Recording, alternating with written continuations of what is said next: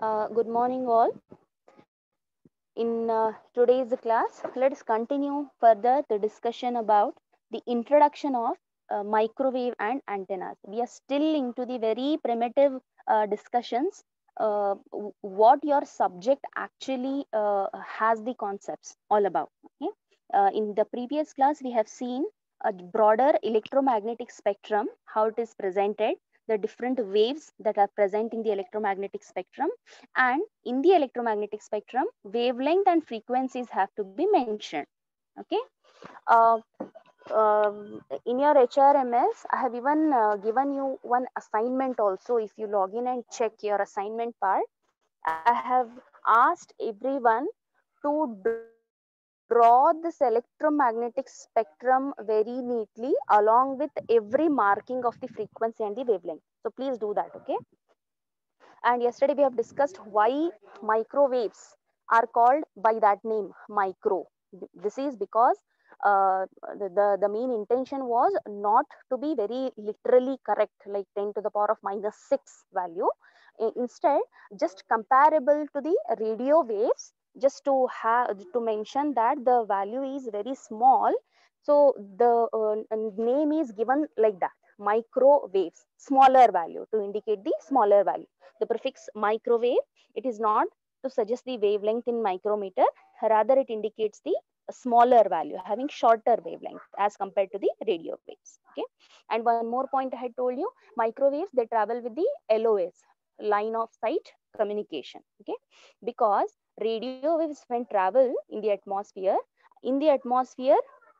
will be having many layers, stratosphere, troposphere, ionosphere. The last one is ionosphere. So whenever these radio waves, they hit the ionosphere, they get reflected or diffracted. Okay. So this is the property of ionosphere. This it is with respect to the radio waves. But when it comes to microwaves, there is no such kind of these things of refraction, diffraction. Those things will not happen in case of microwaves. If you can see it on the screen, the last point I have mentioned, radio frequency band and microwave band. So again, there is one more work for you. These two, you might be knowing, as different waves are having different frequencies in the electromagnetic spectrum, you can say it. Likewise, even the radio frequency, the radio waves are there. Okay, you can see it, radio waves have got certain range of lambda. For that, some frequency range will be there. Again, radio frequency is subdivided into many bands. Okay, I think you have studied X band, L band, those different bands are there. Similarly, microwaves, these two bands, radio frequency band and microwave band. In the further slides, I'll share you the microwave band, of course. But these two, please try to complete it. Now, coming to the next part, and I have told you about microwaves. Okay, and even yes, in the previous class, we have seen your complete syllabus of 5 modules is divided into 2 parts. First 2 modules deals with microwaves, and from third module onwards, you're going to study about antennas. So let's see what is an antenna. Antenna is a very commonly known term to all of you. Okay, everyone nowadays uses smartphones. So in your smartphones, you'll be having antennas, right? Even in your telephones, you'll be having transmitter and receiver, right? What you call it? You pick that in the landlines, land phones. You pick and talk over one side and listen to the other side. So it has got both a transmitter and receiver. So what is an antenna? Can anybody tell me? Don't simply look at the slide and tell me what you understand by antenna. You please tell me.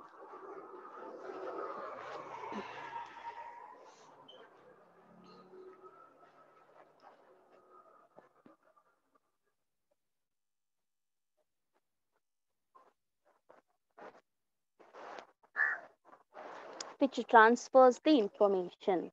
Good, very good. Whatever you want to communicate, yes, which transfer. Okay.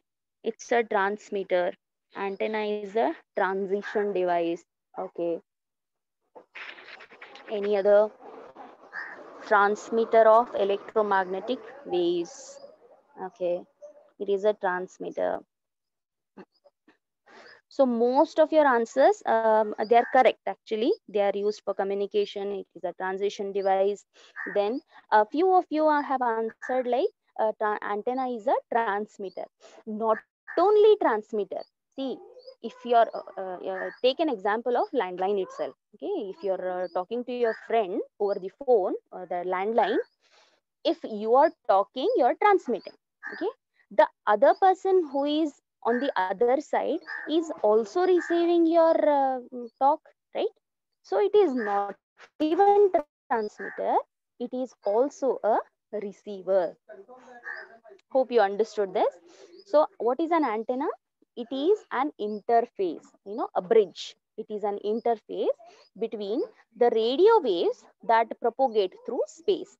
Again, radio waves come into picture here. So whenever we are talking about the electromagnetic waves transmission communication over the antennas, radio waves come into picture. But however, prior, after this radio waves invention, uh, after that microwaves technology came into development, and those were very much prominent after the radio waves. So microwaves have got a different band, radio waves have got a different band. So for antenna communication, radio waves are being used. So it acts as an interface, it acts as a bridge. So it can be designed to transmit and receive. Remember, so it is not even transmitter, not only transmitter, it is receiver also. So receiver of what? The radio waves. Okay. And just a general information, let me give you the first antenna. It was built in 1888 by a German physicist, Heinrich Hertz. So the unit of frequency is Hertz, you know it. Okay. So it was invented. The first antenna was designed by Heinrich Hertz. So antenna, aerial, you can also call this. There are different synonyms used for antennas. Aerial is there. Then reflector is there. Then what else? Antenna, transmitter, receiver, transceiver, you say. One more thing, in your landlines, transmitter and receiver, two separate parts will be there, right? Whenever you hold that, what you call it, handset, when you pick the handset, or over your mouth, the side of your mouth, you will be having transmitter, so that whatever you talk will be transmitted. Near the side of your ears, whatever you are holding your handset, ear, towards that you'll be having the receiver, so that the talk who is the person who is talking on the other side, whatever he or she will talk will be received by you. So transmitter and receiver will be two separate entities in case of landline. But when it comes to your mobile phones, see, even if you flip your mobile, no doubt, position कैसे भी रखो आप mobile का, आपको सुनाई भी देगा और सामने वाले को भी सुनाई देगा, आपकी बात सुनाई देगी. So because why this is, because uh, both transmitter and receiver, they are together inbuilt. So in your mobile phones there will be transceiver, transmitter and receiver combination, transceiver will be there.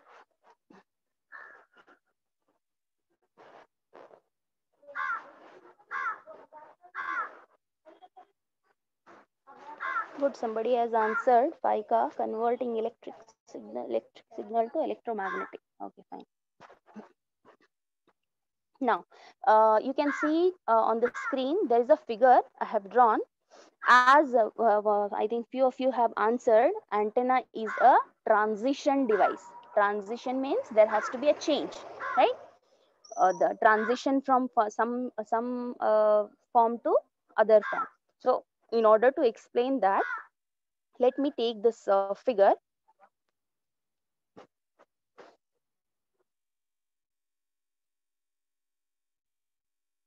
Okay, the transmitting antenna, you can see it, there is a box here. Inside the box, arrow marks are shown indicating waves are traveling. After this, see here, I have written guided TEM waves. TEM indicates transverse electromagnetic. Okay, guided means because the waves are traveling like this inside a boundary. In your syllabus, when I was telling you what all syllabus you are having, I told you in microwaves, waveguides play very important role. Waveguides means some device through which, inside which the waves travel. Okay, something like you can view your water pipelines, wherein water flow happens through those round pipes. So that pipe is a guide for that water. Something like that, even for waves we'll be having waveguides. So guided TEM waves, guided means they are inside the waveguides, they are traveling, and TEM indicates transverse electromagnetic waves. Okay, so once they travel like this, over the mouth of the transmitting antenna there is a wide opening, you can see it.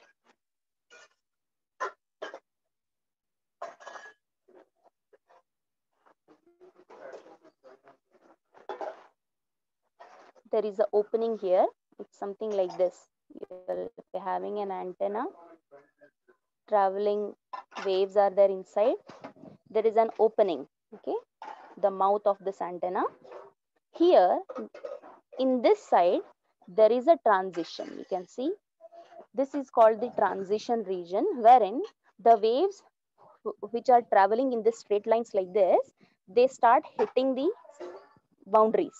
Okay, they start hitting the boundaries, the surface, inside surface of the mouth of the antenna, and they're changing their directions. You can observe there is a change in the directions here. Okay, and once they just travel, the mouth is getting broader and broader and broader. Okay, area of, the mouth of the antenna, it is getting broader, bada hote ja raha hai samne. Okay, once these waves they start hitting like this, they will start detaching. They will start detaching from the antenna part. You can see it here, the detachment. There is a shape like this. There is a detachment, and they will travel into the space. Hope you understood this. What is happening here is the waves which are traveling in the straight line, when they reach this area, they start hitting the inside surfaces. This is called the transition region. E lines are the electric field lines. You can even represent this in terms of magnetic field lines also. We have already studied electromagnetic waves. So once electric field lines, whatever concepts are applicable for, the same concepts will be applicable for magnetic field lines also. Okay, similar analogy we have already studied. So these field lines, they start detaching and they travel into the free space. So this is what free space wave. So there is a transition region. Whatever guided wave was there inside in the straight line, it gets converted in the transition region to free space wave. Okay, that is radio wave. Now this is about the transmitting side. Now what about the receiving side? The similar kind of action should also take place at the receiving end, that is vice versa. The reverse operation should take place. Let's see how it is done here. At the receiving side, whatever these detached lines, field lines are there, they'll be received. They'll hit the mouth. Inside, they are changing the directions, and inside the guided wave, they travel. So just whatever happens here, the reverse operation takes place here.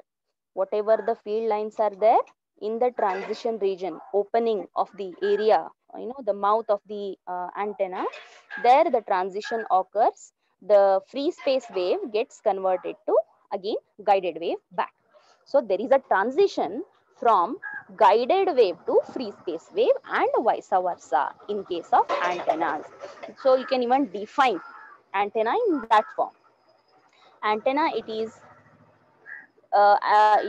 considered as a region of transition between the transmission line and the free space. So this is what the transmission line, this is your free space. The transmitting antenna side, it is a region of transition from guided wave to free space wave. So there is a guided wave inside this, it gets converted to free space. And similarly, at the receiving side, what will happen? There is a transition. The region of transition is from free space wave to guided wave. Free space wave to guided wave. So antenna can be defined as a transition device from one type of the wave to the other type of the wave. See, antenna, it is a transition device between guided wave and the free space wave and vice versa. So for it is applicable for both as a transmitting antenna and a receiving antenna. So this is the structure of antenna. How generally inside the antenna, what happens? Okay. Now let us start our actual syllabus with the first module, that is microwave transmission lines. Let me just show you the syllabus very quickly. Okay, you can see it here. I am starting this part. Okay, microwave transmission lines. Whatever these are there, the first half, it is depicting you the microwave tubes devices. As an example, there is one device called reflex klystron. Okay? It is one reflex klystron, that too it is oscillator, not amplifier. You have both oscillators and amplifiers, out of which for your study there is only one reflex klystron oscillator.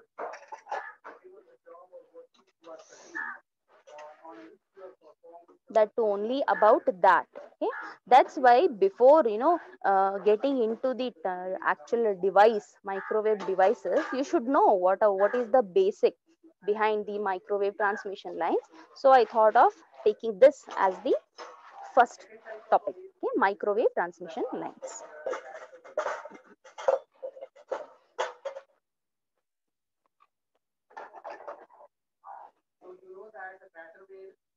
Okay. So the very first topic is microwave frequencies. So when I started this subject, I have told you each waves, each type of wave in the electromagnetic spectrum, they have got their own specific frequency and the wavelength.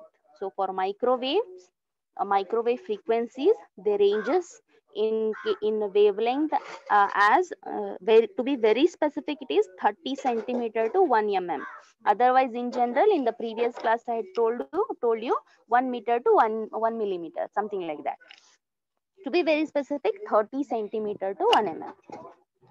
And frequencies are, I think I had told you, 10 to the power of 9 hertz to 300 gigahertz, something like that. Here it is generally given 1 to 300 gigahertz. So you should remember this band, microwave frequencies, microwave wavelength. Both are very important. As a electronics engineer, if you're not knowing the electromagnetic spectrum, the details, what is the each wave's frequency and wavelength, it's of no use. So everybody should know these. Electromagnetic spectrum should be known to each student in detail, their wavelength, their frequency, everything, along with their applications also. If you just go through the Google, you will get a very colorful picture of the electromagnetic spectrum, wherein even the applications are also given for each wave. Each waves, the range where it is applicable in your practical day-to-day life. So please complete that assignment.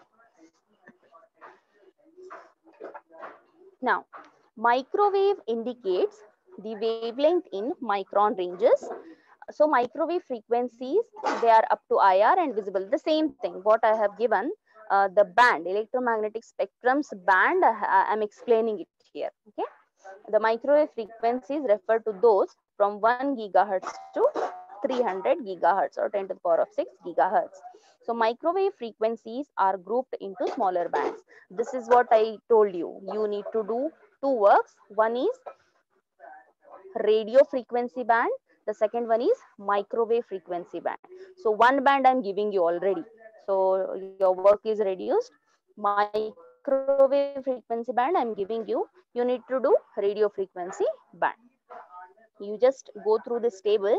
Here, according to the IEEE microwave frequency bands, the bands are named like this: HF, high frequency, very high frequency.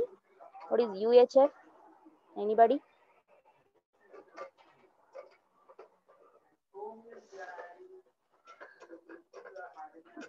Ultra, very good. Ultra high frequency. L band, S band, large, small. C and X, I don't know. Probably you should search for it. What is C band? What is X band? What is KU band? What is K band? KA band, millimeter and sub millimeter. So these are the different bands. It is something like this. This is your electromagnetic spectrum, in which suppose this is your microwaves. Okay, so this range is further divided into many bands: HF, VHF, UHF, something like that. And each band has got a specific frequency range. You can see it. The frequency is also mentioned in the table.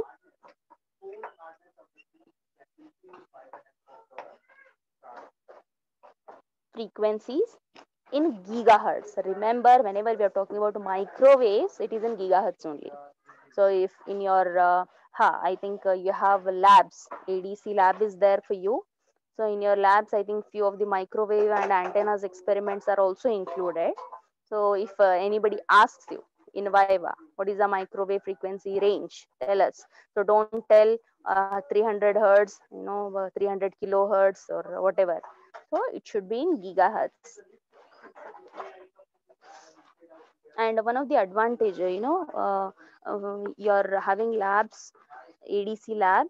In labs, you are able to see few of these components, microwave components, and even I think one antenna experiment is also there for you. So it is good. Practically, you can view few things. Whatever you are learning in theory, few things at least you'll be able to visualize in your labs.